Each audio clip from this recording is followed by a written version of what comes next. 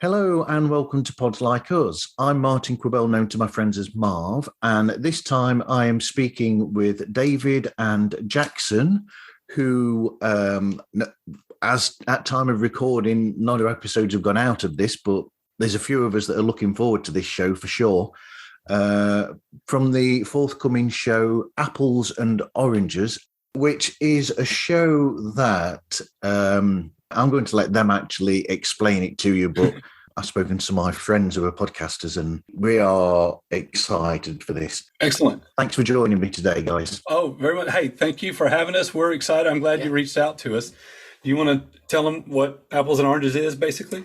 Yeah, sure. So the Beach Boys are one of mine and my dad's favorite bands.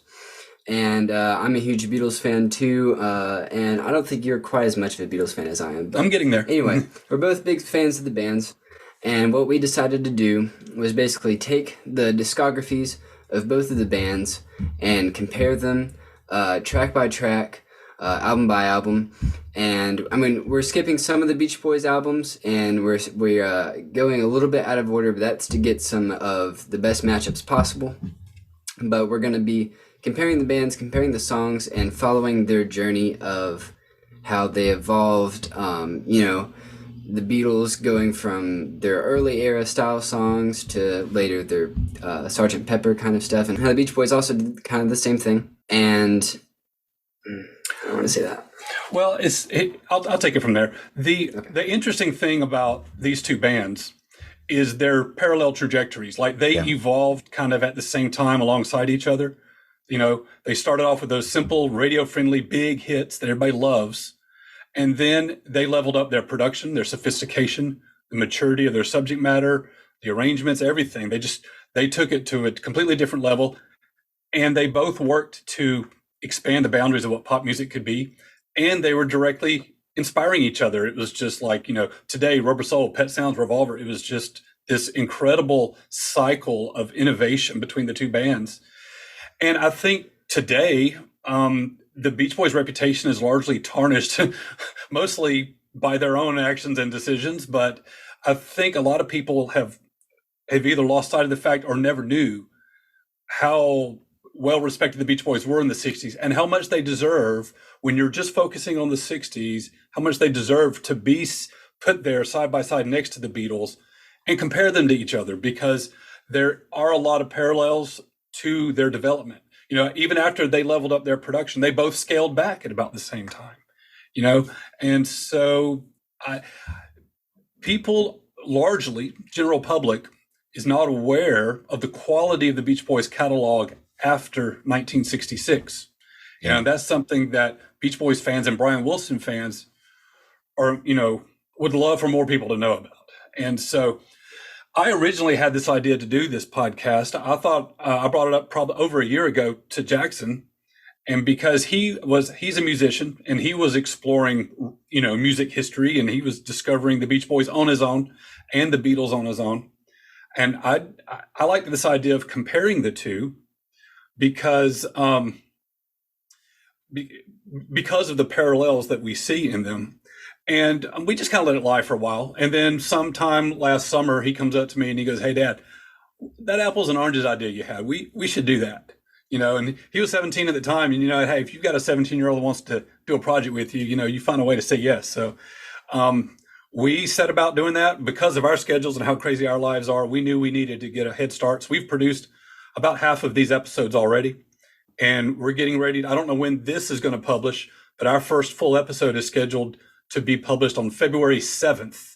And we targeted that day because it's the 60th anniversary of the Beatles arriving in America and disembarking at JFK, that famous scene that everybody knows. So we think that these two bands deserve to be compared to each other. And we're looking forward to to bringing that to light. And this is an album versus album competition. Every matchup will be a two-parter. We'll spend one episode on a Beach Boys album, another episode on the Beatles album, and then we'll declare a winner between those two, and then we'll go to the next matchup. So we're looking forward to it. These episodes are turning out well. We've got a lot of people anticipating it, so we're really excited. Yep. So to pull away the curtain, I've spoken with my colleagues from the Toppermost of the Poppermost podcast. I don't know if you know that show, where we're going through the charts from when the Beatles first hit the charts, all the way through to when they split up, essentially. And we're looking at all the in Toppermost of the Poppermost. We look at all the different musical crazes that are going on and the different styles and genres that are around at the time, acts that are around at the time, important or ones that have been lost to time as well sometimes.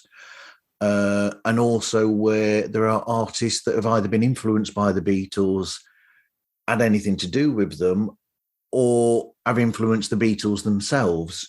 And it's basically just to see what was going on around the same time and compare what was going on with these other acts and what was going on around them and how everything was influencing each other, essentially. So both my colleagues on there, Dr. Kit O'Toole and Ed Chen, I've chatted with them and they're really interested in the idea of the show. Darren DeRivo from, I can't remember the name of the radio station in New York now. He's fascinated with the idea, as is Ken Michaels as well. And I've had a good chat with a few people about it. Awesome. Yeah, we're looking forward to it. We mapped out these matchups in advance. And like Jackson was saying, because the Beach Boys had more albums, we can't cover all of theirs because we're keeping this strictly a 1v1 matchup format. But we will roughly go in order from 63 to 1970. But we'll, for example, we have flipped the order in which we cover Hard Day's Night and Beatles for Sale. Yep. And separately, we flipped the order of when we cover the Beach Boys Today versus their Summer Days and Summer Nights album. Yep. And the reason we did that was to make sure we got the best matchup. Like we put matchup quality ahead of loyalty to the timeline. Right. So we wanted Rubber Soul versus Today. We wanted to get that matchup. And we wanted Pet Sounds versus Revolver. Yeah. So we made sure we got that. And so we didn't force ourselves to stick strictly to the proper chronology. Right. We didn't, for example, we didn't include the Christmas album versus one of, the main Beatles albums because, right, it doesn't really fit. Yeah. So I think everybody, when they hear this, if they're familiar at all with the stories of the two bands, they probably immediately think of that era there from 65 to 67, when I would suggest that maybe both bands were peaking creatively. After that, from 67 to 70, I think my feeling and the kind of my internal mental approach to this show is that the whole world is familiar with what the Beatles did from 67 to 70. But I feel like only hardcore Beach Boys fans know what they were doing during that time frame. Yeah. Because after Good Vibrations and after they missed the Monterey Pop Festival, they fell out of favor and fell out of the public eye, and their albums didn't sell. But their work was actually excellent. So I'm looking forward to going over all of that. I mean, even though we're going on tangents now, even though it didn't come out as was originally planned, I still think that Smiley Smile is a good album. And Wild Honey, I love that as an album as well. There's a lot of really nice, good points in there. So it's overlooked. In essence, it's almost as though because of Brian was the way that he was at the time. Yeah, and in some ways, I don't think that the record company understood exactly what they'd got with the Beach Boys at this point, in a way. And they were in a sort of state of transition anyway, in essence, where eventually when you get to like 73, 74, it'd be more of a group thing anyway, where you'd have more involvement from Carl for starters.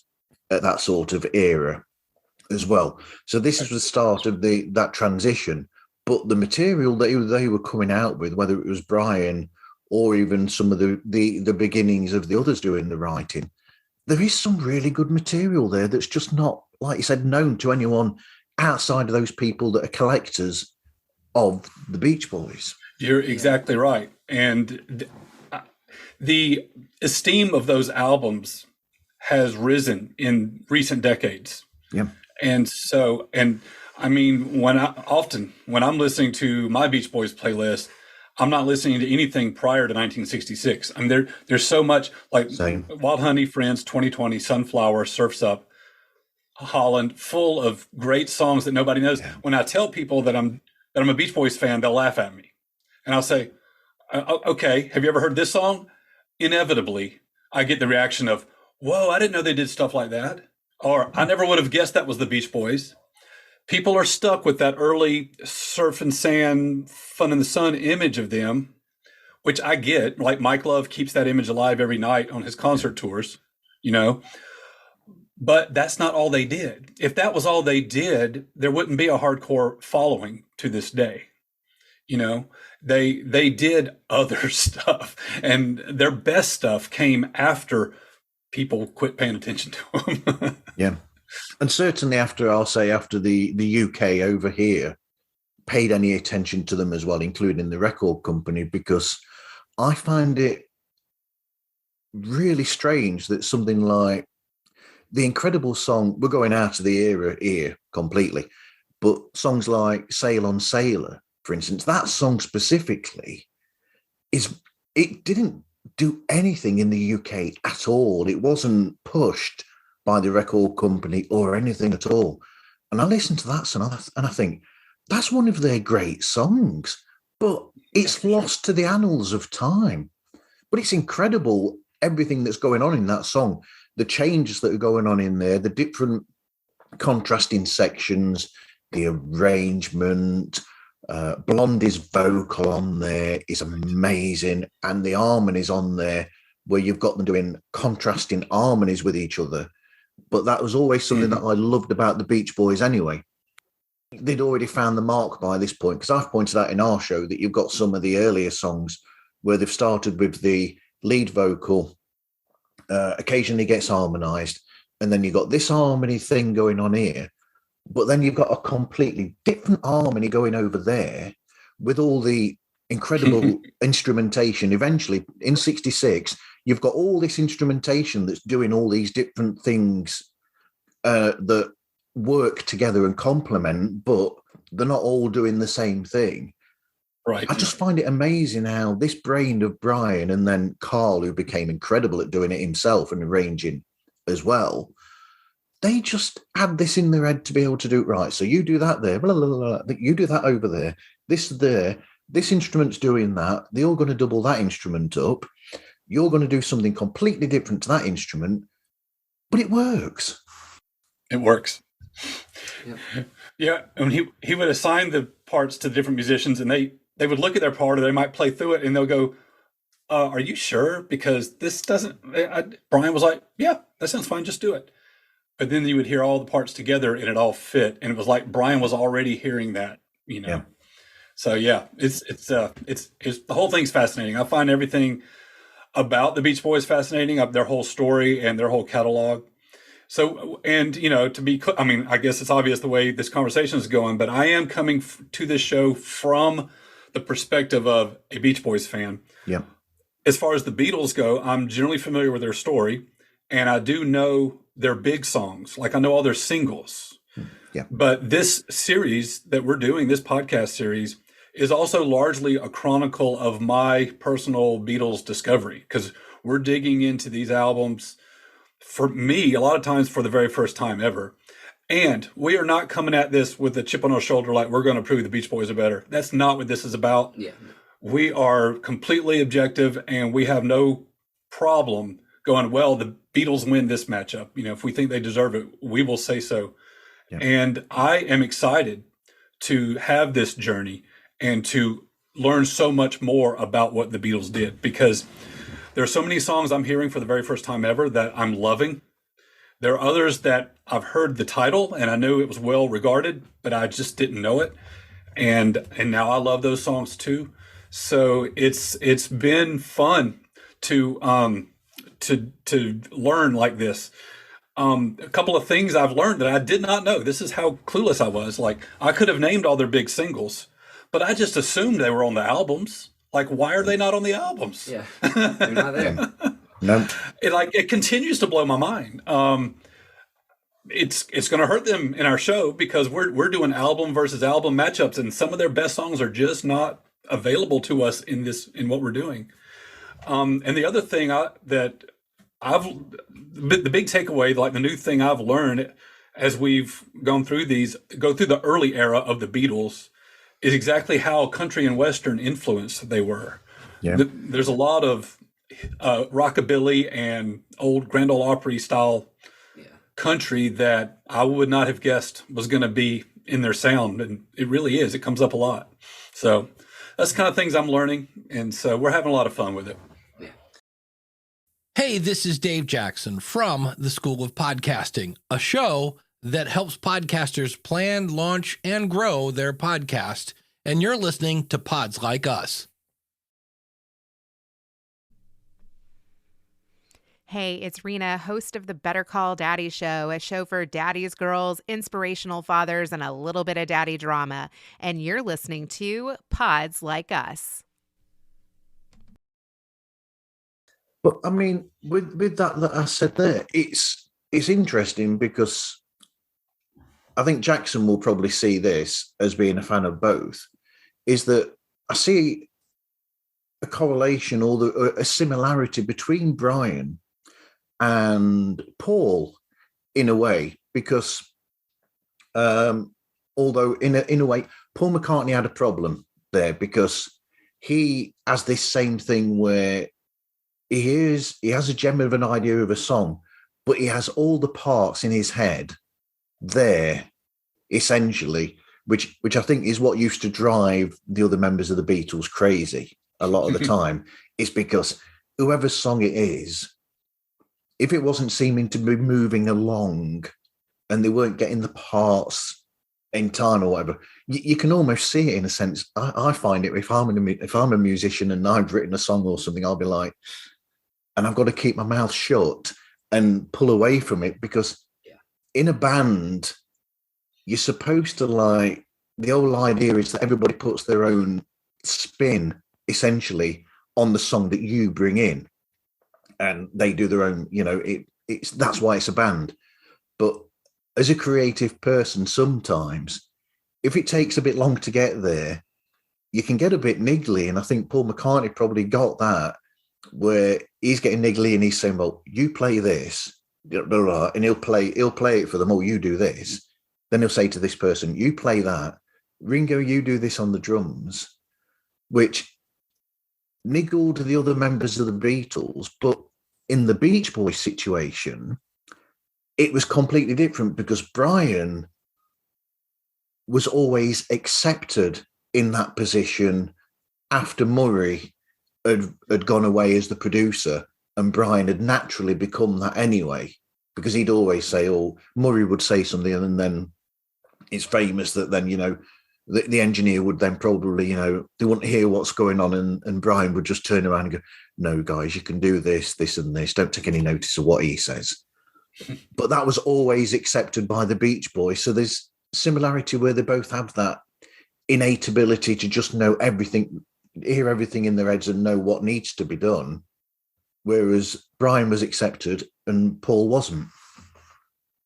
Yeah, I think the Beach Boys members were just a lot more willing to let Brian take the wheel. Because I think what was happening was they were going into it thinking they were going to be, a normal band, local band, maybe get a few big things going, but nothing too crazy. And then, slowly but surely, all of Brian's ideas start, gaining national attention. So I think it was more like, whereas the Beatles, you had a ton of songwriters in there, basically everybody was writing songs. The Beach Boys, there weren't a lot of songwriting going on besides Brian. So I feel like they were, because no one else pretty much wrote songs at this point, they're pretty much fine with letting Brian take the lead on everything. So that I think that helped him a lot, because if we had Mike Love writing some baseline stuff besides the lyrics, there might have been not as successful as a career. Yeah, Brian was clearly the leader. One thing that's amazing, you have to consider what the record industry was like for the teen market artists in the early 60s. And they were basically not taken seriously by the labels. Like the artist was just a cog in the wheel, and it was a product that the label owned, and they were used to controlling everything. And it took innovators like the Beach Boys and the Beatles to exert their own autonomy and their own control, to actually write their own material. That was not all that common. And the amazing thing with Brian is that he was essentially producing the albums in the studio from the very beginning. For the first 2 albums, he did not have the official credit. They were working inside Capitol Records Tower with a staff producer present. But by the time they got to their 3rd album, they had the leverage to kind of dictate terms a little bit. And this was a large credit, I think, can go to Murray Wilson for pulling this off.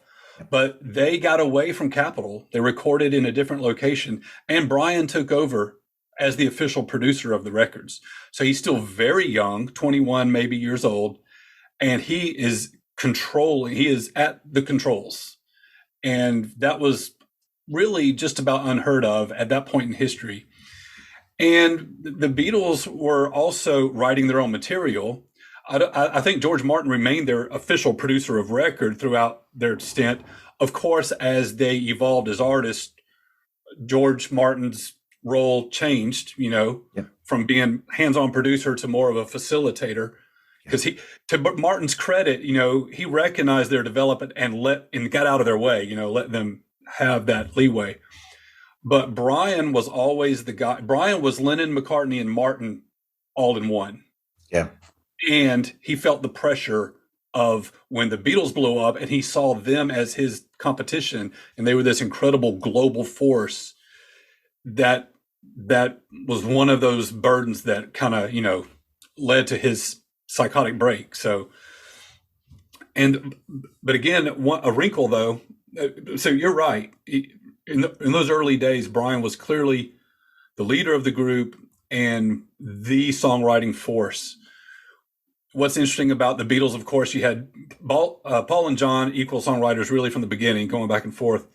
And I love George Harrison's story of how he kind of came along slowly and really blossomed late as a songwriter in his own right.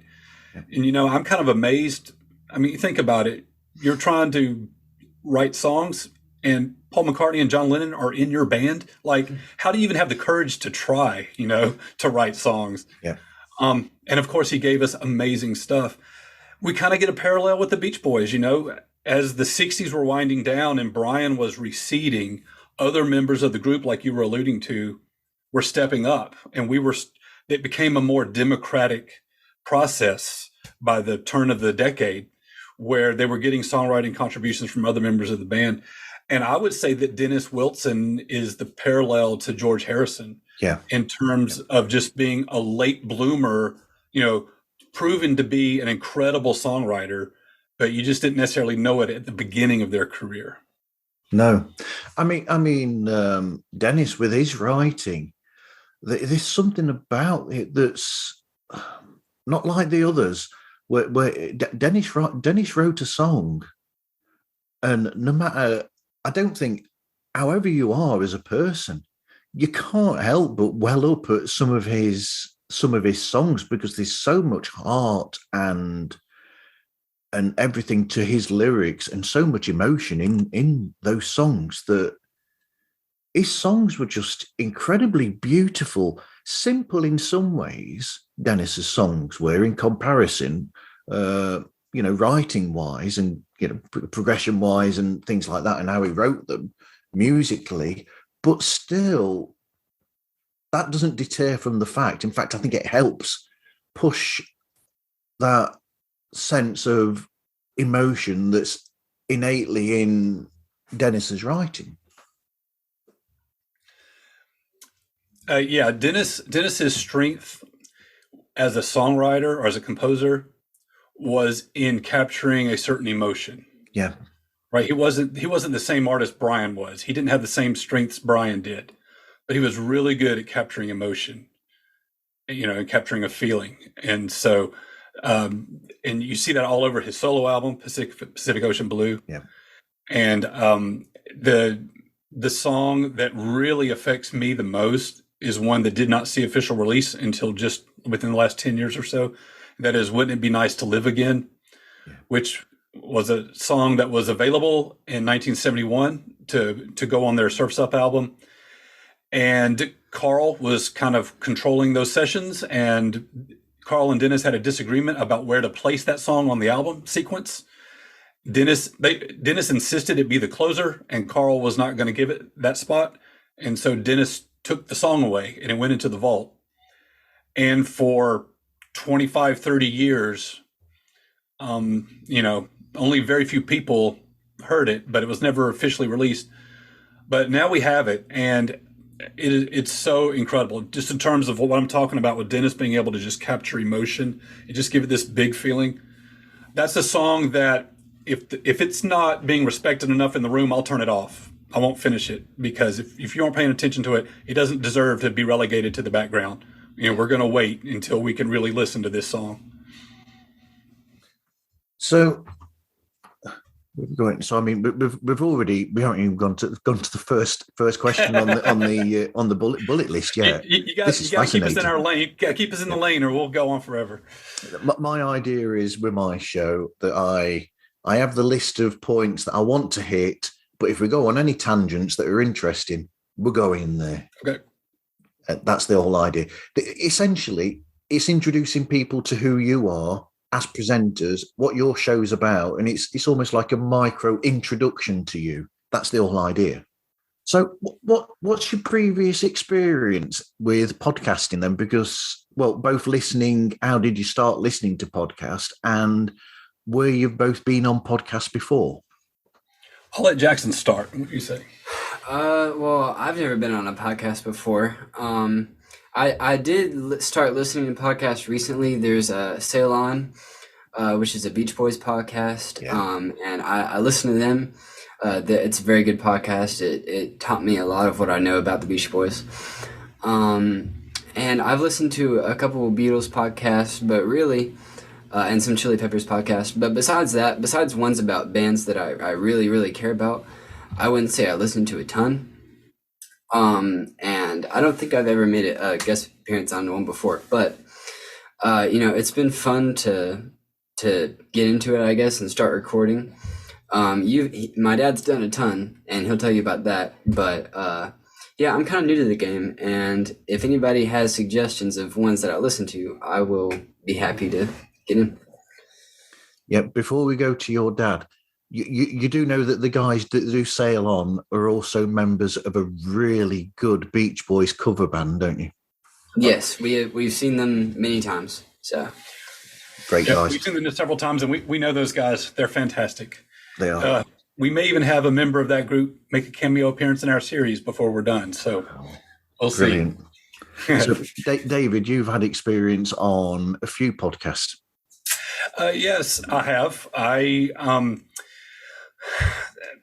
I've been on several dozen, probably at least a couple of dozen.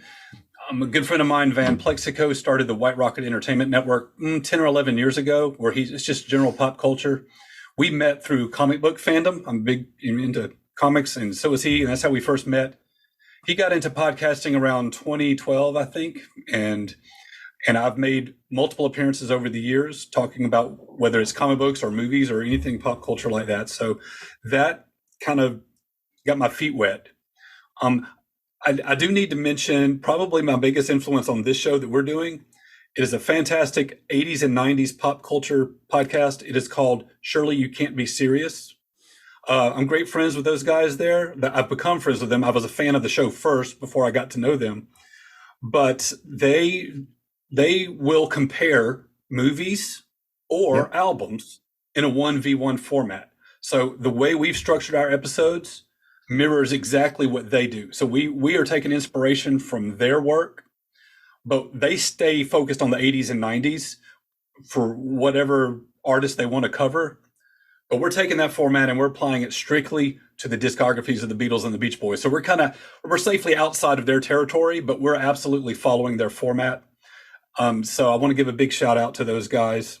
I've been on their show a couple of times, and Jackson forgot this, but he actually did appear on a Patreon episode that they have. He and I did an episode with them on Kokomo, the song from 1988. Right. So I've also been on other shows that I want to shout out because they've given me a lot of support as we do this project. Docking Bay 77 podcast, again, just general pop culture. They have covered, let's see, I believe the White Album and Sgt. Pepper's Lonely Hearts Club Band. Yep. And either Rubber Soul or Revolver. I'm blanking on it right now. But anyway, that's a lot of fun. Those guys are great. And then there's also the podcast called A Film By. And what Jeff Johnson does over there is he looks at the filmographies of well-known directors and he picks one that's a little more obscure, that's not one of their big hits, and they study that movie. And all those guys behind the scenes have been extremely helpful to me as we get our show off the ground. So I want to give all those guys a shout out. So yeah, so I've done a lot of podcasting. So I've gotten comfortable on the microphone. I am also a video production professional. So I'm comfortable editing video and audio. And so I'm kind of handling the post-production on our show also. So we kind of keep it in-house, I guess. Hello, I'm on a train. My name's Owen Ling, and between writing books, I want to say you're listening to Pods Like Us, live from a train. I'm Agent Scott. And I'm Cam the Provocateur. And we're from the Spy Hards podcast. That's right, and you are listening to Pods Like Us, the podcast that also has the Midas touch. Have you learned from being on those shows as a guest anything that you're going to take through to this and help you with the production of this show? Well, I would say be prepared, spend time making sure you know your material, and then also just speaking with confidence. And the main thing is be passionate about what you're talking about. So I would say those are the big ones. Absolutely. So what is the actual structure that you're working towards then for each episode? Is there a set structure that you have each thing? Does it go a certain way throughout the episode? Do you have a thing that you follow? Do you want to describe a typical episode? Yeah. So basically, most of the time, I'll be handling the episodes that deal with the Beatles album, so I'll be leading the discussion kind of thing. And when we're doing a Beach Boys album, my dad will kind of take over. But we usually start the episode out with facts about what was happening around the time of the album, what state the band was in, interesting things that might have happened during the recording sessions, and fun little notes, stuff like that. And then once we're done with that, we'll basically just go song by song, play little clips of each track, and just give our thoughts on it. Sometimes we'll just give our opinions on it where there's not much information about the song.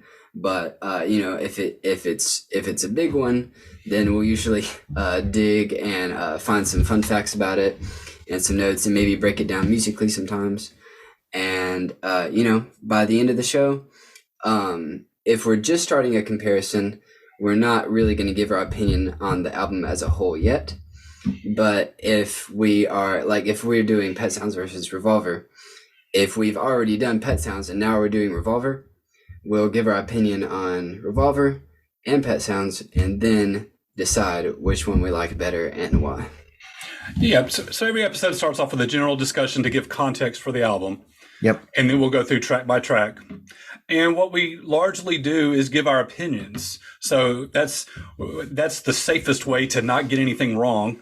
We're not looking to be an exhaustive source of knowledge on the stories of these two bands. And hardcore people that know absolutely everything might be able to pick us apart a little bit. I feel like we got it right, but we certainly have enough to kind of, like I say, set the table for each album that we're talking about. And then we focus just on, what do you think of that one? What do you think of that one? And we just kind of assess the album as a whole. And then at the end of the two-parter, we pick our winners. So it's been interesting. Sometimes we'll agree with each other. Sometimes we don't.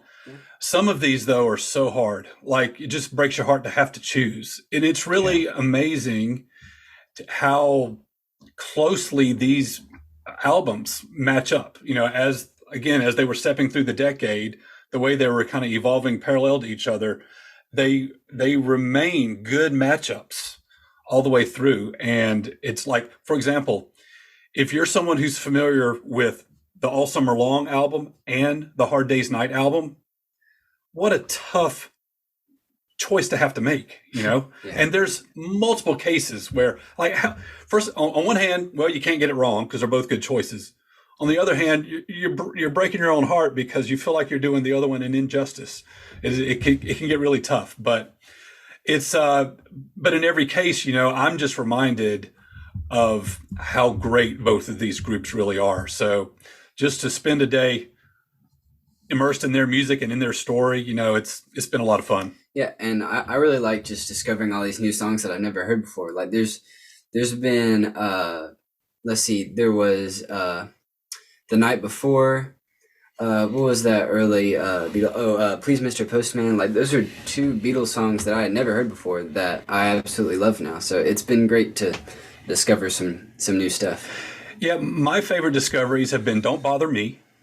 Yeah. No Reply. I still like that. I still think about that one a lot. I know he's not thinking about it right now, but he and I both love You're Gonna Lose That Girl. Oh yeah. From Help. I think I already knew that one, but I do love that song. And I've Just Seen a Face. That was another big discovery for me. And you didn't know Norwegian Wood either. I had heard the name Norwegian Wood, but I never heard the song. And so that song blew me away, So it's and all this gets captured, in our episodes. I'll be like, wow, I didn't know that. So where we are right now, like I said, we're going to publish our first episode on February 7th. I don't know when this episode you and I are doing is going to come out, but we sit here with half the episodes already recorded. So we're right now in the middle of Pet Sounds versus Revolver. Pet Sounds is an album that is deeply meaningful to me, and it goes beyond just listening to music and saying, oh yeah, that sounds good. I have a very strong emotional connection to that music, and I need to hear it on a regular basis. And I'm really digging into Revolver for the very first time. Yeah. And my eyes are opened, and it's suddenly what I thought was going to be the easiest choice in this series for me is the hardest. And so that's where we are right now. We're still kind of making our way through that matchup, but these will come out on a weekly basis. So I'm projecting this to run till about June or July. Okay. So it's a specific time show. I've realized that so you're going from album to album, and then so you've got that journey there, and that's the end of the show, is it, after you've got to that place? Yeah, so as everybody knows, Let It Be was actually produced before Abbey Road. So in the order in which it was worked on and produced by the band, Abbey Road comes last. And as it turns out, it's a better natural matchup to cover Let It Be first in our series. So we're going to cover Let It Be versus 2020. Which was the album from the Beach Boys that was kind of ad hoc a little bit. A lot of great songs on there, but it wasn't really approached as an album project. It's more like, just kind of pulled from different sources of how they put that material together. Yep. Right?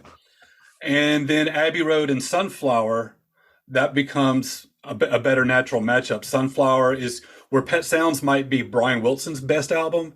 Sunflower might be the Beach Boys' best album. It's more of a group effort. It's the most democratic effort from the band. Lots of different people contributing to the songwriting, and it's very highly regarded. And again, I'm sitting here. I know Abbey Road by reputation, but I'm going to learn what's on that album. So, and once we do that's going to be our final matchup. Abbey Road versus Sunflower, which basically takes us to 1970, and then we'll be done. So I don't know what could come after that for us, because this is a 1v1 format, and the Beatles ended at that time. I know they had solo careers, and the Beach Boys continued to have quality albums, at least for a little while. But I don't know if there's space for us to really do it the way we want to. I don't know if we can keep that. I don't know if we'd want to keep it going at that point. But, I'll put it out there. If anybody's doing Beach Boys podcasts or music podcasts, and they'd like us on to talk about those other Beach Boys albums or Chili Peppers albums. He's a big Red Hot Chili Peppers fan. So yeah, we'll travel. I saw the Chili's at Wembley Arena in '96. How about that? Wow. Yeah, I'm actually getting to see him for the first time live in Ohio, I think in March, right? Cincinnati in July. Yeah. Oh, July. Okay. They put a show on. They're gonna, they do. They're gonna be in. They're gonna be at Bonnaroo, which is like only an hour or something away from us. It's a big music festival. But it's a huge music festival. But I'm not gonna be able to go because I'm not gonna be able to go. But yeah, I'm a huge fan, and pretty much all of my personal music is very much Chili Pepper inspired, John Frusciante inspired. Yeah. So our doing this podcast is alongside his incredible blossoming as a musician. He didn't get it from us. We're not musicians, but he's just in the last year and a half, 2 years, he's taken off as a guitarist, and it's just been incredible to behold. He plays bass and keyboards and drums too. It's ridiculous. But I thought he was going to stay on the Beach Boys with me, but he quickly moved on. Now he's mainly Chili Peppers and Nirvana and people like that. 90s and indie stuff. So it's all right. Well, you could always put some Beach Boys styled harmonies in there. Yeah, I mean, hey, your YouTube, you mash them up. That is true. There's some Beatles choruses that line up with some Chili Pepper stuff, and sometimes I combine them when I find that they fit together. So it's fun. Like for instance, "Here Comes the Sun" matches up with the chorus of the Cypher song. Yeah. So those are easy to blend. And he's got that on his YouTube channel. Yeah. Even easier blend is to go from "Come Together" to "Give It Away." Yes, I'm sure that is easy. I haven't even learned that on bass, but I can hear the similarities. He'll work on that now. We'll see how that goes. Flea said that it was inspired by that. Oh, okay. For sure. Yeah. All right. Very good. They have a cover of "Come Together." It's on YouTube somewhere, but it's just outtakes. But anyway, rabbit hole. Some great covers by the Chili Peppers. What was I going to say? If you're doing Revolver, there's another thing altogether there, because if you're doing the originally intended British release of Revolver, that makes it even more difficult, because that is a band album more so than the American release is. And the originally intended album is an incredibly rich, full album that goes all over the place musically. And so that makes it even more difficult. Well, I can tell you, we are doing the UK discography. Yeah. The US discography is a big jumbled mess. Yeah. And I don't want to try to spend the brain power on sorting it out. I do know that when they began to release the catalog on CD in 1987, that's when, I guess it was EMI, standardized the discography. And they basically said, okay, forget all those weird North American releases. This is the only discography that counts. And it was basically the original UK discography. Yeah. I think the only exception for this new standardized discography, everything was UK except maybe Yellow Submarine. They kept the American lineup for that. Maybe. I might have that wrong, but I think that's right. So, yeah, so Rubber Soul and Revolver, I think starting with Rubber Soul, at least the names of the albums were the same in the UK and the US, but the contents of those albums were different. And of course, prior to Rubber Soul, they had all kinds of made up album names and stuff. And so we don't mess with that. We don't try to get in the weeds of that. And I do understand that, when we say the Beach Boys or Brian Wilson was, inspired by the Beatles. He was probably hearing the American releases, but still, we're going to stick with the UK discography because my attitude is that was what the Beatles wanted. I mean, that's what the Beatles put out. They're the artists, and this is what they were doing. And so, why give weight to the mucking about of record executives in California? Let's see what the Beatles were giving us. So we're just sticking with that official discography. Yeah, because the American release, John was given really short shrift on the American release of Revolver, where three of the songs that he wrote didn't end up on the American release because they were placed somewhere else. I think on the Oldies and Goldies album or something. Well, I think they came out ahead of Revolver release in like June of '66. Yep. They were on the American release called Here Today and Yesterday or something like that. Yep. So the songs they had ready for Revolver at that early stage were all John songs. So they were given to Capitol Records in the United States. And so when it came time for the US version of Revolver, those songs were off the table. And so, yeah, a lot of John's stuff had already seen release on some weird American release. So, like I said, it's a mess. I wish they hadn't done it. You know, it not only does it make it confusing, but everybody kind of experienced the band differently. And you would like to think that the greatest band in history would have had control over how their material was presented. So it's unfortunate, but we're just, like I said, we're sticking with that UK discography. I'm trying to think now, if you'd have gone into the 70s in the solo careers, what would have been up against Paul McCartney's Wings Band on the Run in 73? 73 was the Holland album. That was Sail On Sailor. Yeah. That's two that was good still albums Blondie to rub Chaplin. against each other. That's one that has a lot of gems on it that not a lot of people have heard. Have I got that right? No, 72 was Holland. 72 is Carl and the Passions. 73 was Holland. Yeah. Right? I think that's right. Both great albums. Yes, that's right. That's right. I like Carl and the Passions as well. It took me a long time, really. I mean, I love Carl and the Passions. I Need a Mess of Help to Stand Alone, Marcella, All This Is That. Here She Comes is one of my favorite Beach Boys songs, period. Here She Comes was from Holland, or was that from? That's from Carl and the Passions. Okay. Carl and the Passions. So bluesy. Those three that I named, I've always liked. I've been slow to come around the rest of the album, but I have gotten there. I've warmed up to it. Same with Holland. Like how their sound changed when Blondie and Ricky joined the band. For a long time, I didn't fully appreciate that. But now, just in recent years, I've also become more of a fan of the blues.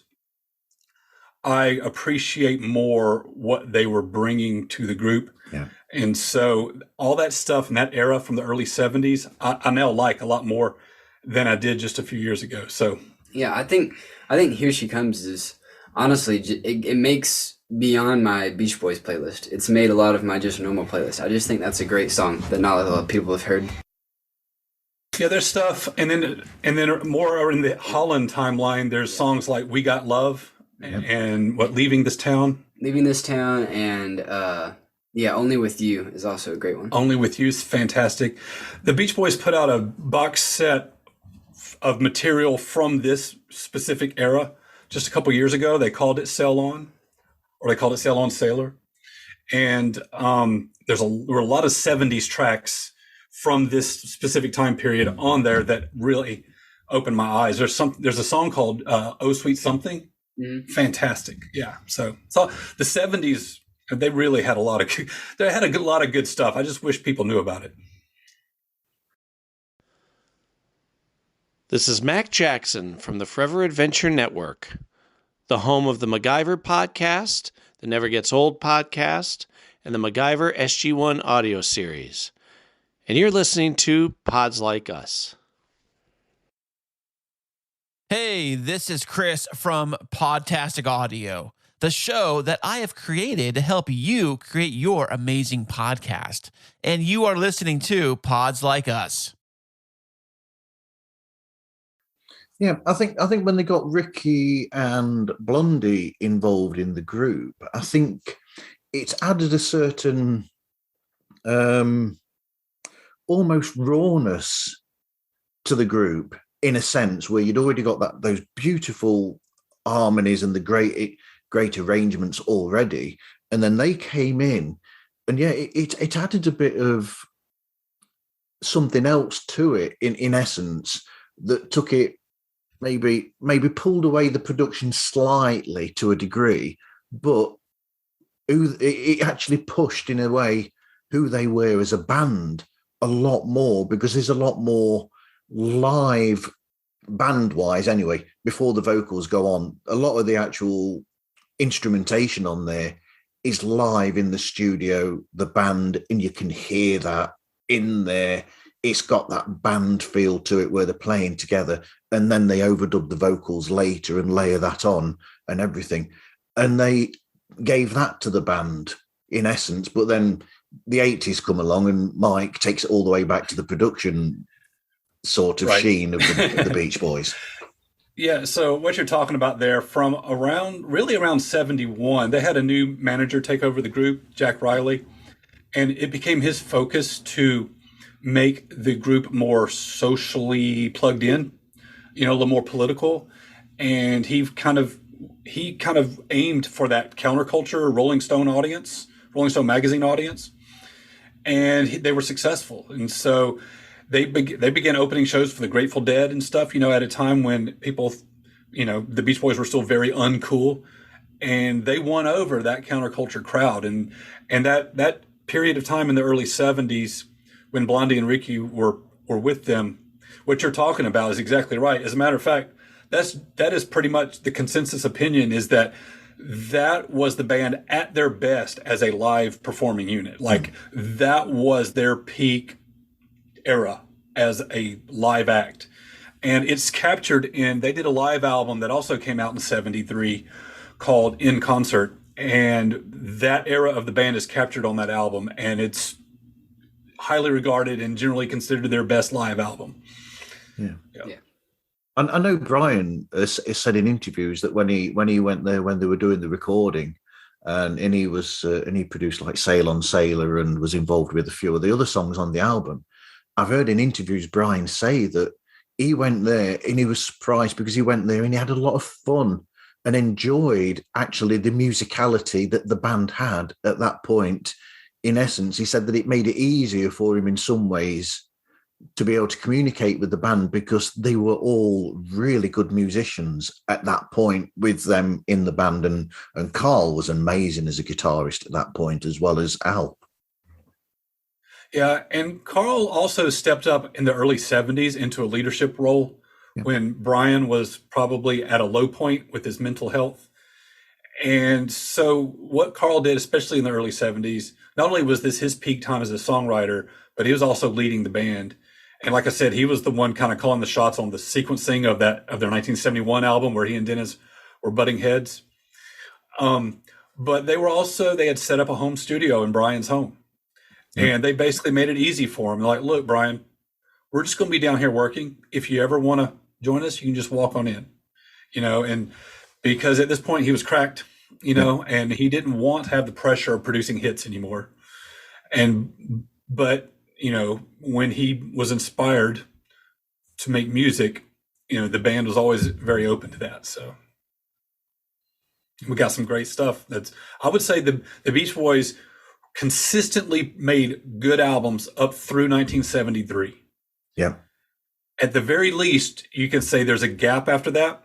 People point to the Love You album in 1977 as like that last great album, and opinions kind of split on that. But even if you do count it, you have to acknowledge that there's kind of a gap between Holland and Love You. So, and what you were saying, after that, once the 80s got here and they lost Dennis, and Mike kind of rose to power, I think, politically within the band, and it became more of what he wanted it to be, and then they quit bothering with albums to the large part and just were happy to stay in their early 60s, surf and sand sound, and just stay on the road all the time, which is fine. I mean, we saw them as recently as last year. Yep. and we'll still go and have a good time with it. Those songs are still fun. At the same time, we know that does not represent the artistic height of what the band did in their career, and we would like for more people to know about it. Yeah.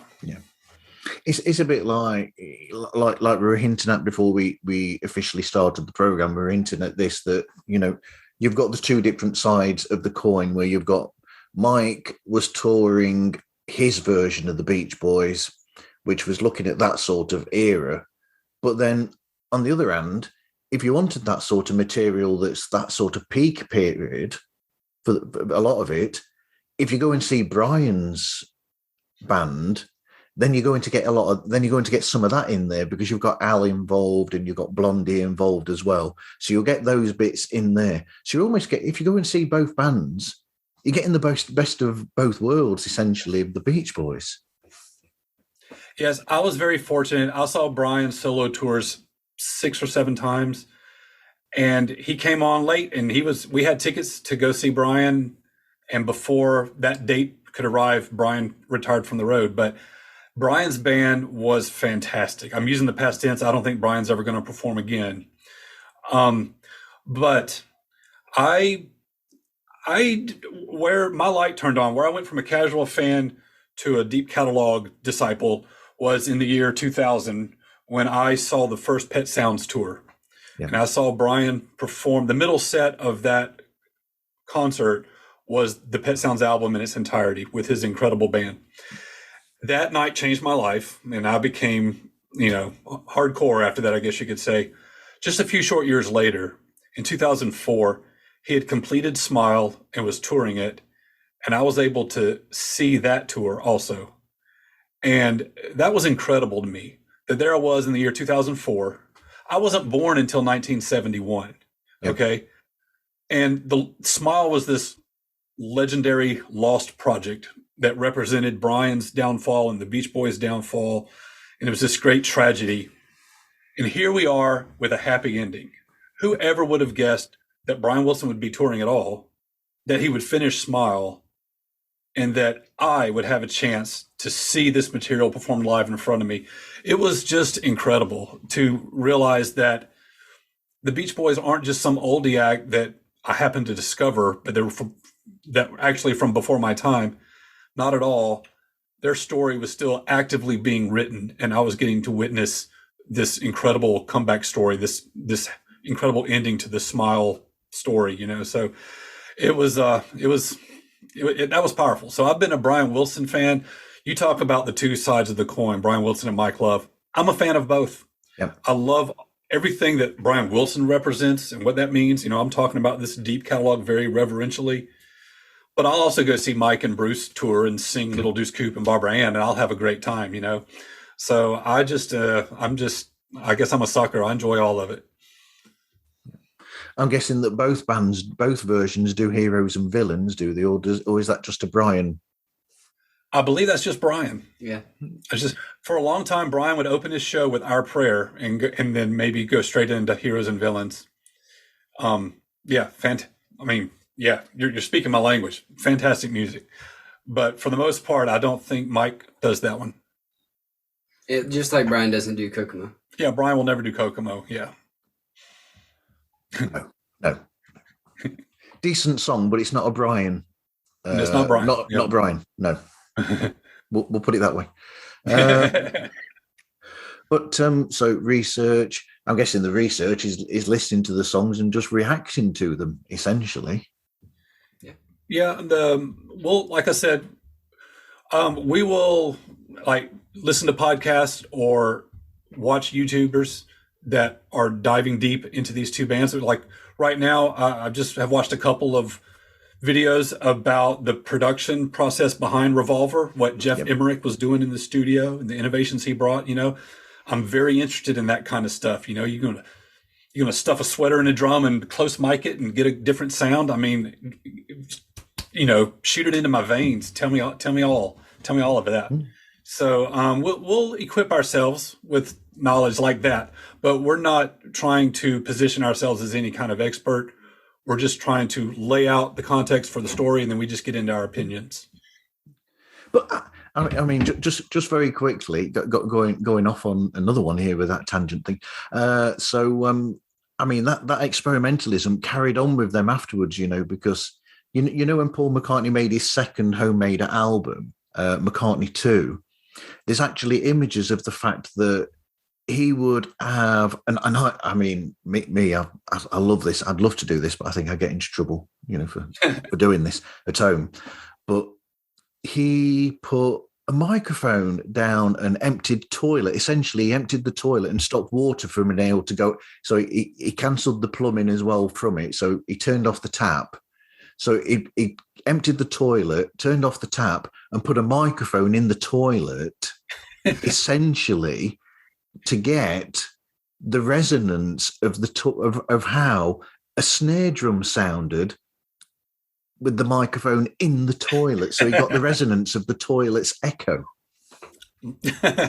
Hey, whatever it takes to get the sound, So that's something, that I'm learning is once they made the decision to not tour anymore, they were cut free of the restraints of having to figure out how to actually perform these songs, which just opened up the possibilities of how to create the sounds. And so they just did whatever they wanted to get this new sound of what they were going for, So they were directly using the technology itself to create the sound instead of using the recording technology to capture their performance.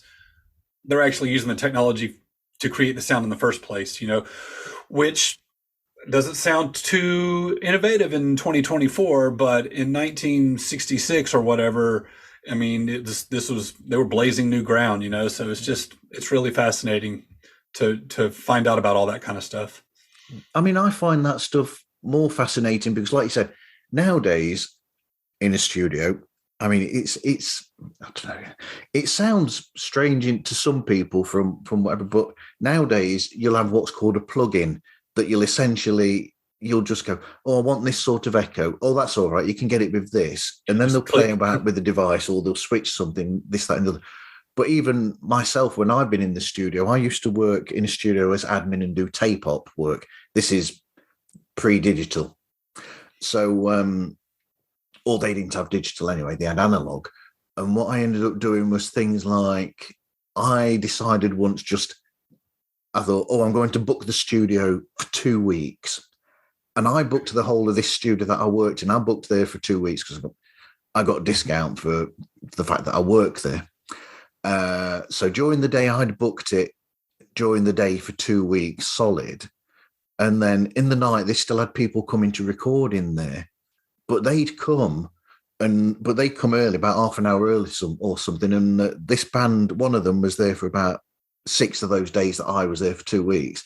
And they just said to me, they said, whatever you've done, leave it like that, and we'll use how you've set the studio up, essentially. So they were lucky enough to have things like, it was a 4-story building.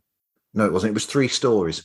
So I had a microphone at the top of the stairs and a microphone at the bottom of the stairs permanently to be able to get those sounds. If I'm playing an instrument like I play a penny whistle, I'd play that in the middle of the stairs to get the natural echo and add that to the close mic as well. And then we'd have all these microphones all over the place, and they're able to use my tambura that I left there as well. They use that on the background of a heavy metal song, for crying out loud. Wow. They played my tambura on a heavy metal song, which is just weird, just to get that like drone in this bit there in the background, which was quite cool. But I was doing all of these experiments myself of trying to say, right, what's that like? And then we had a metal dustbin, had a microphone inside there to get the sound inside a metal dustbin as well, which was just, this experimentalism is just fascinating. And today they just click a menu item and, like for Tomorrow Never Knows, where they're making the analog tape loops and they're running it all down the hallway and out of the room and everything just to get the, and today it's a click of a button, it's a pull down menu. But so yeah, I kind of maybe I romanticized it a little bit, but I really am fascinated by that analog multi-track process and the things they had to do to capture these sounds. It's I love hearing all the like Jeff. I ate up Jeff Emmerich's book a few years ago because I love just hearing about those kind of technical tricks behind the scenes, stuff like that. I mean, not Beach Boys or Beatles, but you've also got tricks like Hal Blaine was saying that. He did play some Beach Boys sessions quite a lot, actually. Hal Blaine did a lot of them. Mm-hmm. He's on the. I think he's the drummer on the Christmas album. I think he's on a lot. Beach Boys Today. He's on the Summer Nights album. He's all over the place. He's on Pet Sounds. Pet Sounds. Yep.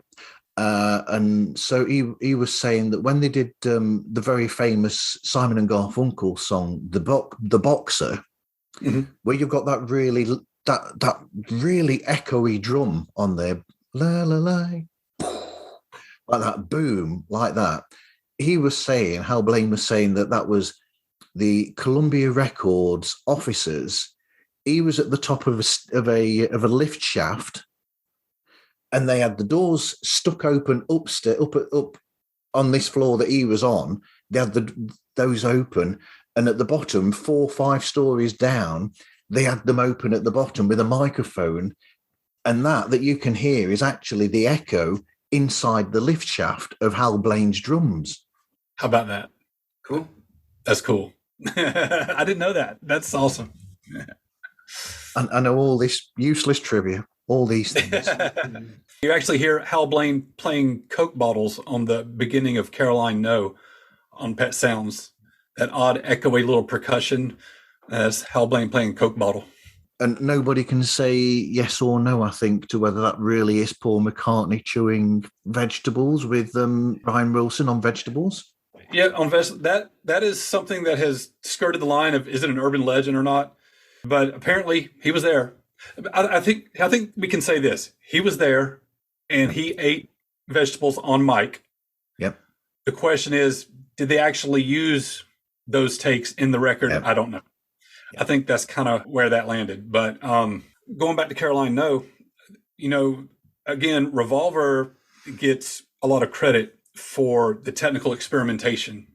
And one of the things they did was varispeeding, right? They would record at one speed, one part of a song at one speed, knowing that they would play it back and mix it in at a different speed.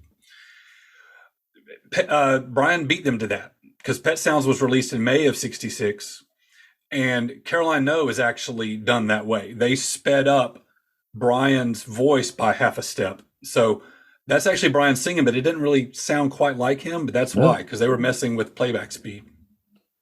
For anybody watching, I'm actually looking online now because I'm trying to remember when did Rain come out by the Beatles? Rain, Paperback Writer and Rain came out April or May of '66. Yeah, they put those singles out before they were through with the Revolver sessions. And then Pet Sounds released May 16th of '66, which is right in the middle of the Revolver sessions. And Bruce Johnston of the Beach Boys flew to London just to play Pet Sounds for the Beatles. Or it might have been just Paul and John. But he took it over there for a private listen of this brand new album. And so that kind of got incorporated into what they're doing with the rest of Revolver. I think Sgt. Pepper was definitely a reaction or the result of being inspired by Pet Sounds. But before Revolver was done, they were being influenced by what they heard on Pet Sounds. Like, I think Paul said that Here, There, and Everywhere was his reaction to hearing God Only Knows for the first time. So. Hey, I'm Mr. X. And I'm Caleb. Of the Mackie Rat Podcast. And you're listening to Pods Like Us with Marv. Anyways, here's to you, Marv. Hey, this is Danny from 1 Minute Podcast Tips, the show that helps you be a better podcaster in just a minute a week. And you're listening to Pods Like Us. Yep, I remember George Martin in a program that he did. He was talking about the fact that he heard Pet Sounds himself before it came out, and he still said that God Only Knows is one of his favorite songs of all time. That's George Martin, the producer of the Beatles, said that. And Paul McCartney also said the same thing, that it was his favorite song of all time.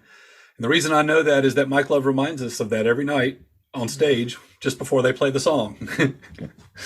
But yeah, obviously they were big fans of Pet Sounds, and that's, to me, that was one of the compelling reasons to do our series, was that back and forth they had with each other, from really, I think, starting with Today to Rubber Soul, Pet Sounds, Revolver, Sgt. Pepper, and Smile.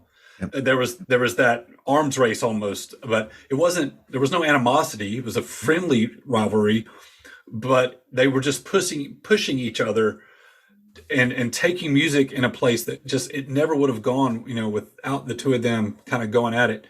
And of course, it was at the Smile Project that things kind of just crashed for the Beach Boys. So they lost that competition. They crashed and burned.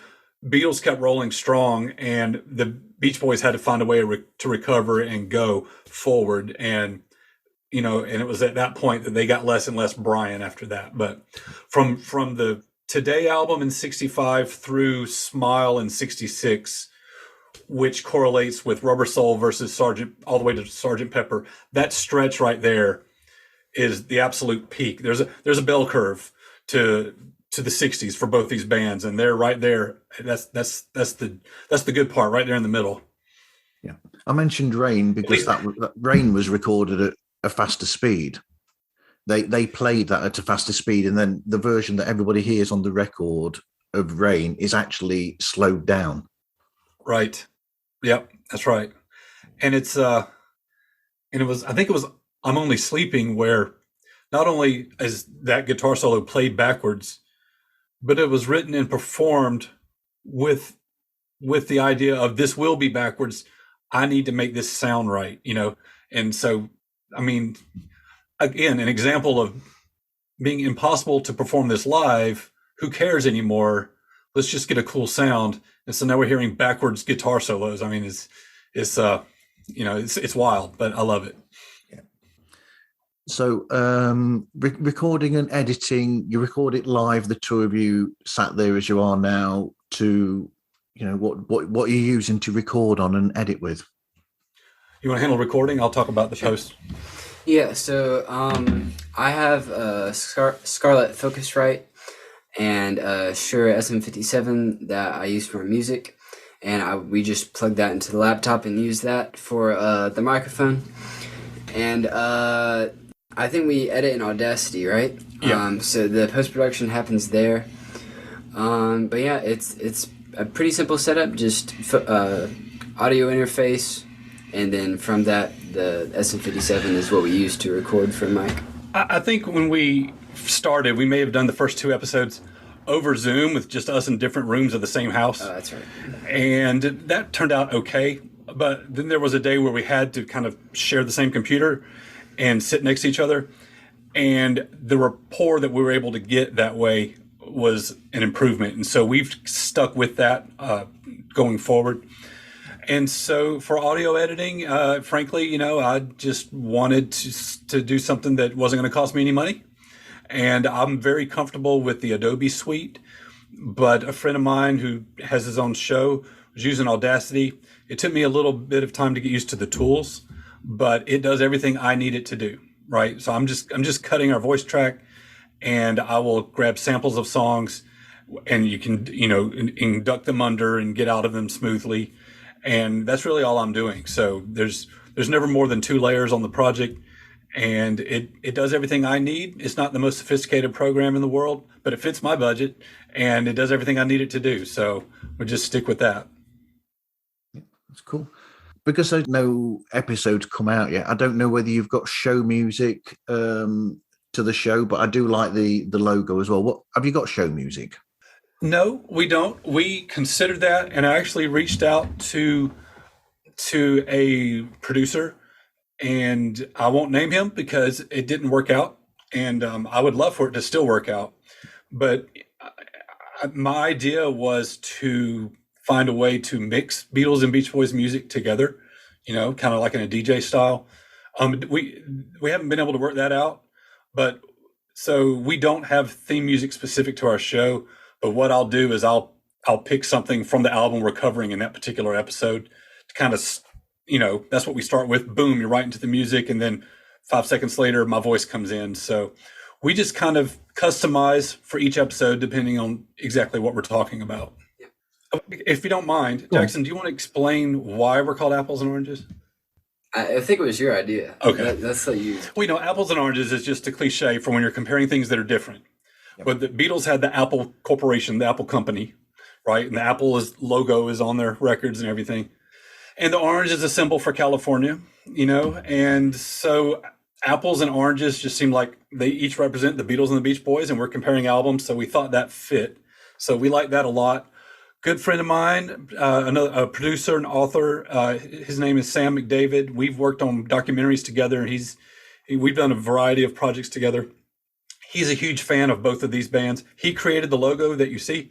Yep. It's a combination of that drop T logo that's on the Beatles bass drum, and also the typeface and color scheme from Pet Sounds. And so, we're just combining the well-known fonts of both bands. And I think it's an excellent logo. I love it. He did a fantastic job with it. It immediately evokes both bands when you see it. So we're very happy with that.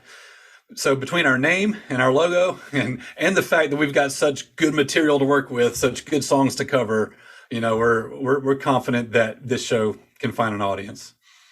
So am I. Are you okay with this knockout round, the both of you? I don't understand how it works, but sure.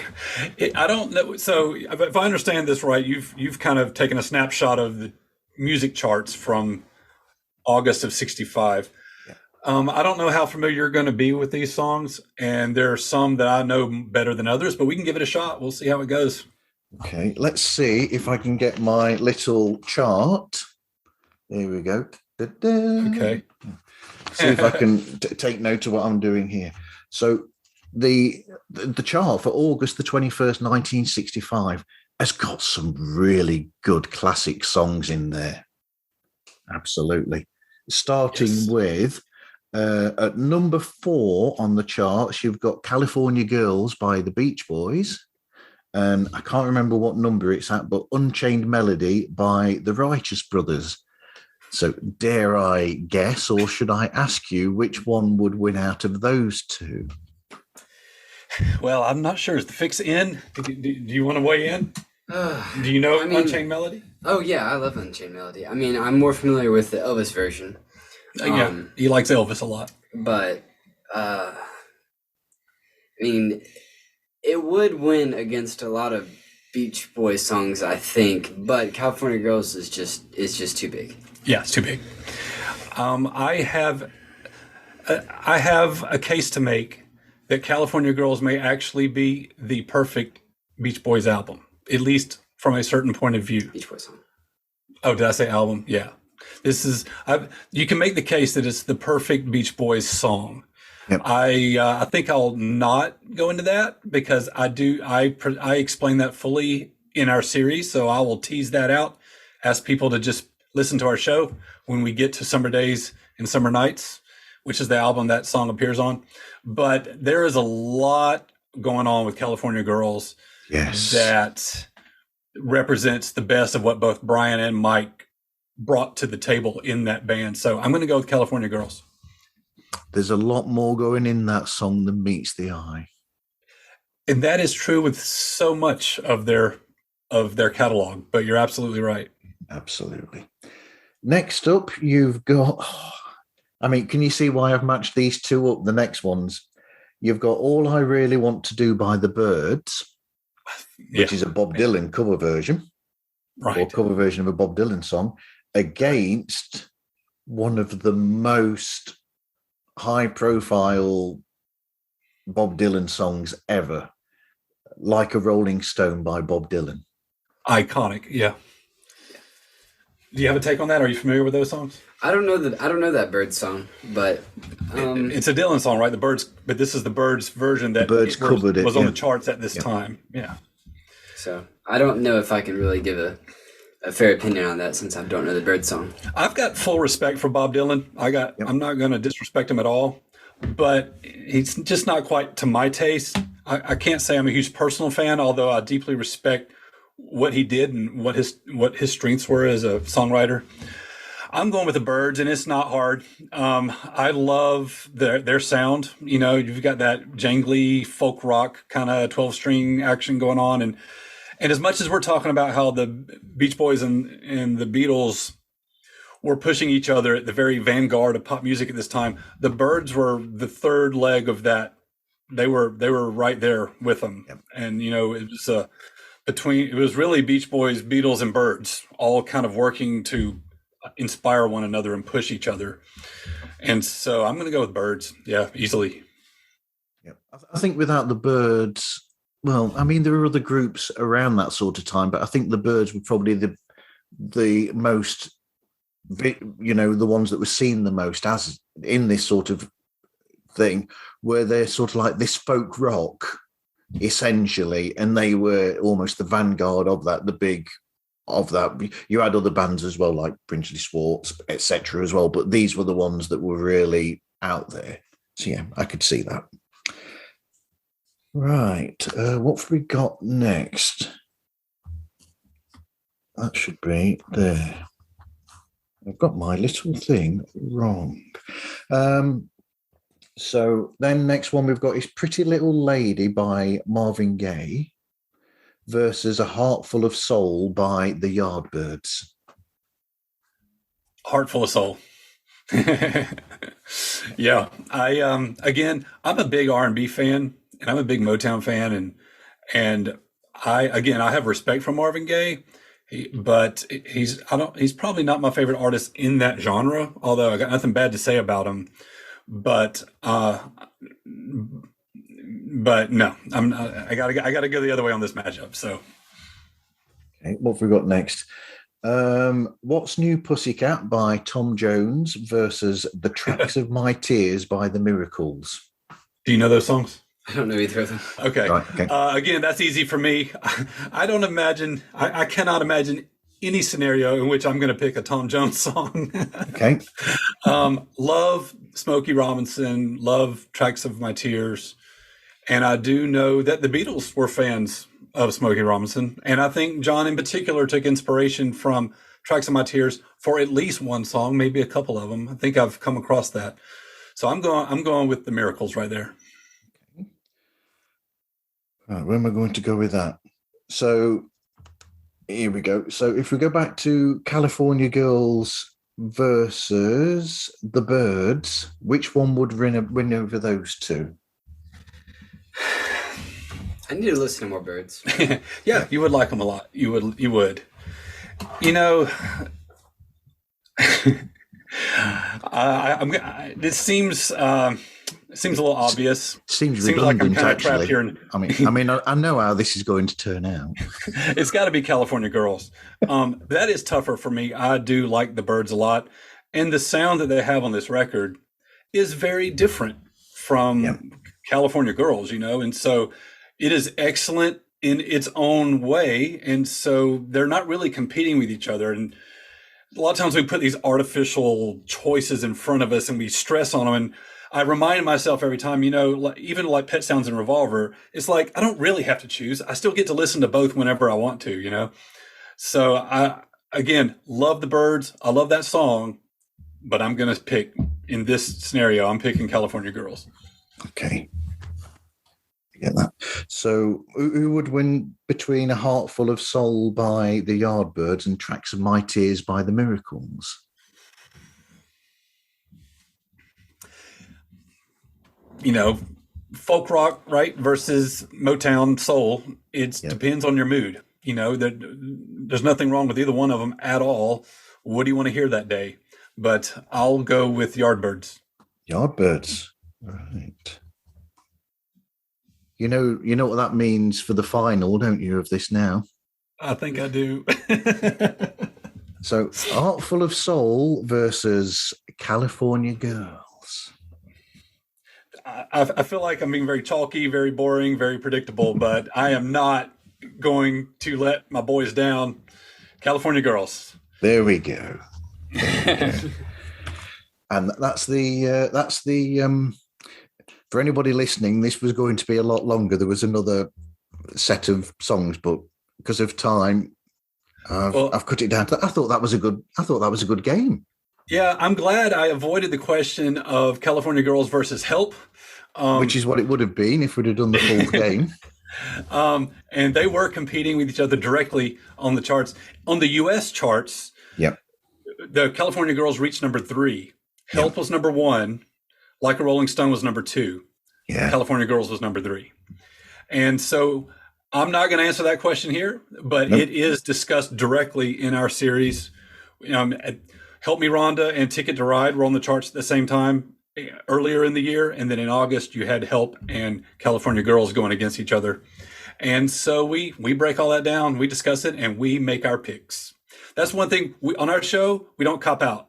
Yep. We don't go, oh, we like both, or oh, I can't decide. No, we each make a hard choice every time. So, and sometimes I feel like it's either super obvious or it's the hardest decision in the world. Like you either know for sure, okay, it's definitely this album of this one, or it's like, you have to spend days thinking about it. Yeah.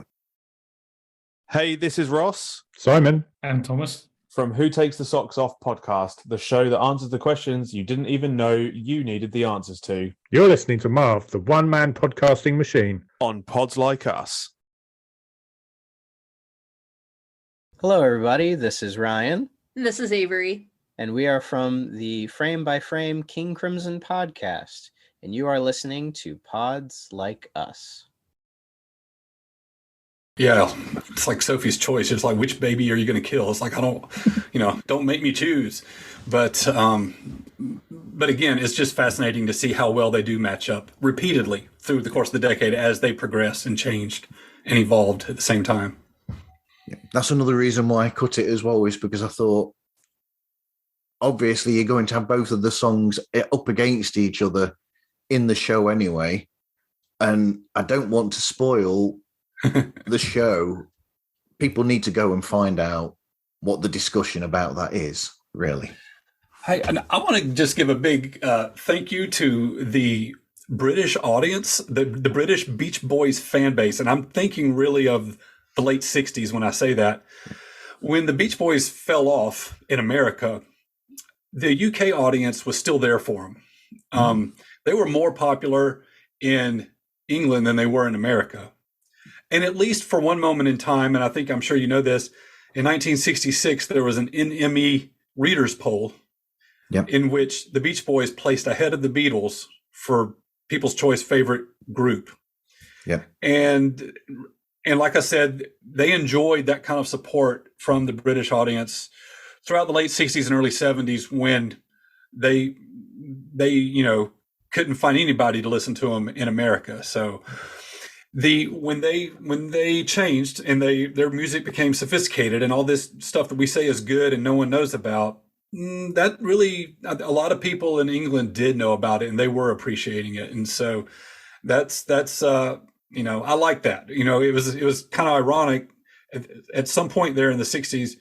The Beach Boys were more popular than the Beatles in England, which seems weird. And I'm sure it didn't stay like that, but at least at a moment in time that was true. And then conversely, in America, the Beatles were more popular here than the Beach Boys were. So they kind of flipped roles. But anyway, Beach Boys fans, I think, always kind of have a certain respect for the British Beach Boys fans because there's always been a huge fan base there, but also a knowledgeable one that really appreciates their full catalog. So I don't know who's listening to your show. I don't know if we have mostly a British audience or European or American, but anyway, hats off to all those. Hats off to all the Beach Boys fans out there. Absolutely. So, what's your plan going? Well, we've already said this. Your plan going ahead is to just do these albums, and then it is a limited show essentially, where it is just for these episodes where you're going one against the other, and then when you get to 1969, when Abbey Road, then that's basically the end of the show, essentially. Right. It's not going to be an ongoing thing. It's if we do more podcasting after the comparison is over, it'll be probably under a different show, entirely different name. So Jackson is 18. Yep. And he's just been accepted into one of Nashville's top audio engineering schools. So before the year's over, he'll be moving out and going there. So the idea of us keeping a podcast going indefinitely is probably difficult for us to pull off. But also, this was designed to be a limited series from the beginning. You know, this will be 25 to 30 episodes. It'll land somewhere in there, and then we'll be done. Yep. I love our format, our discussion format, as we go through these albums. And like I said, we're leaving some quality Beach Boys albums on the table, not being discussed. I'd love an outlet to be able to do that, but it's probably not going to be on our own show. So I'll continue to pop up on my friends' podcast. I'm plugged into kind of the podcasting community. It's not always Beach Boys. A lot of times it's just kind of pop culture, 80s pop culture mainly. But you'll see me around. And like I said, if anybody out there wants to bring us on to talk about this kind of stuff, especially after our show's over, talk about the other stuff we didn't get to, we'd be happy to do that. Absolutely. So, essentially, you've already given, advice for podcasters. And have any podcasters given you advice leading up to this as well? Yes. Like the three guys I'm mostly connected to are the podcasts I mentioned earlier. Yep. Surely You Can't Be Serious, A Film By, and Docking Bay 77. Those guys have all been great. And because they're in the game, they have permanent shows, ongoing shows, and they're giving me advice on, like, I'll say, hey, do you think I should drop this teaser now or next week? And, they'll weigh in with their opinions, or they'll be like, hey, I know you're busy producing these episodes, but you really need to get your social media accounts going. You got to get your word out there. So they're doing a lot. They're very supportive of me. They're not necessarily big Beach Boys or Beatles fans, although one's a Beatles fan. They're just coming at it from, hey, we're in the podcasting community together. We want to see you succeed. And so it's been great having that. And so I'll get a lot of advice as I step through this. I'll be like, what platform should host it?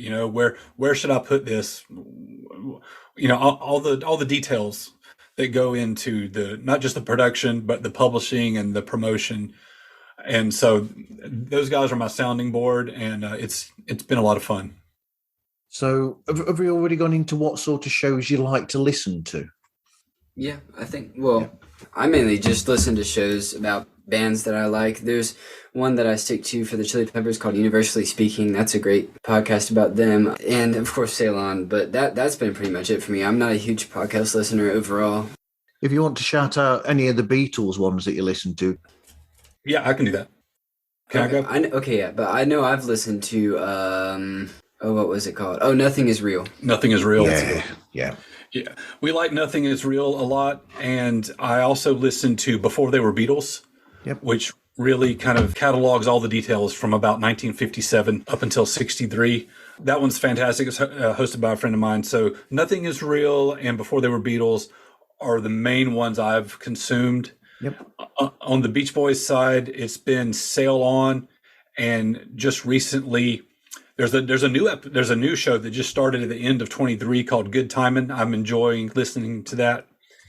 And I'm going to give a shout out to Matt and Greg of the Beach Boys Talk live stream show. They go live on Facebook and YouTube every Tuesday night. And that's been a really good community building kind of meeting place.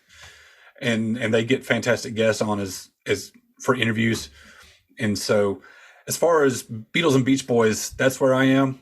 But like I said, I'm into a lot of the pop culture of 80s and 90s movies and music. And also I am a fan of American soccer. So I'm a fan of the US men's national team, and I'm a fan of Major League Soccer, for all its faults and flaws. It is the top division for the United States. And so as you can see, I've got two flags here in this room of Major League Soccer teams, Atlanta and Nashville, because that's the part of the country I'm from. And so I've got multiple soccer podcasts that I'll listen to that either cover that league or cover our national team. And I actually have a YouTube channel of my own called American Soccer Quick Kicks, where I will come on and share my thoughts on that kind of stuff. I'm kind of been on hiatus with that because we've been focused on apples and oranges. So the U.S. just had a January camp and then just played a friendly, and I didn't cover that. And Major League Soccer is getting ready to kick off their season at the end of February. I'm probably just not going to worry about it. I was building up pretty good audience, but right now our focus is to stay on track with Apples and Oranges. We're committed to that. We don't want to miss a single week. We want to stay on schedule with that. So that's it. I've got probably 3 or 4 soccer podcasts that I'll listen to. That's great. So where can people find you and get hold of you then? Well, we do Apples and Oranges is on Facebook and Twitter and YouTube, but the easiest thing I could tell you is to go to my personal link tree. That is Linktree. You know how that is. It's linktr.ee, and then it's /Def Dave, and that is Def as in Def Leopard, DEF. Linktree /Def Dave. That will get you to not only my American Soccer YouTube channel, it will also could take you to the website for my novels. I've written a series of fantasy novels that you can find through that link tree.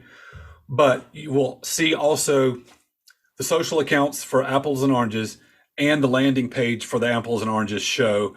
And from there, if you go to that, you'll see what platforms we publish on. So we're on Spotify, Apple Podcast, Google Podcast, Amazon Music, and iHeartRadio. And then there's the RSS information there if you want it for yourself. So I would ask that you find us out there on one of those platforms, subscribe, follow, like, share, and obviously if you like it, we want you to tell other people, get the word out there. We want to build this up. I think we have a topic of interest, of mass interest. Our challenge is not how good is the topic. Our challenge is just people knowing that we exist. So if you like what you hear, please share it. And also, we just love talking to you. Find us on Facebook or Twitter or email. I've got the email on the same link tree. Talk to us. We just want to have a conversation. I'll talk about this with you all day long. Let them know what your own opinions are matching the albums up as well. Yeah, absolutely. So just Linktree Def Dave will get you to all that. Yeah, I've taken note of that to put in the notes. Very good. Well, thanks for speaking with me today, guys. Yeah, it was fun. Do you want to give your YouTube? Well, there can be a link that he puts in there, but yeah, I post a lot of Red Hot Chili Pepper covers, and I also will occasionally post some original work and band outtakes and such like that. So if you do want to check that YouTube out, I'm just now starting to kind of get started with that. So it's still pretty small, but if you do want to support it, then that'd be much appreciated. Yeah, you can see him playing guitar on there. Put stuff up on a regular basis. I'll get you the specific link for that. Okay, thank you for that. Thank you. Anyway, so you can find Pods Like Us on any streaming platform, Apple Podcast, Spotify, or wherever you listen to your podcast right now. You can contact us or find us also on Facebook, Instagram, Twitter, TikTok, and Threads. Just look for Pods Like Us. And you can contact us through podslikeus@gmail.com. There's also a Patreon page where for £1 per month, you get some extra behind the scenes footage and some extra episodes as well, where I will give you, I usually do like a diary thing, and where people will find out what I've listened to and get the occasional review and things like that as well. Anyway, thank you everyone for listening, and I hope you listen again to another episode of Pods Like Us.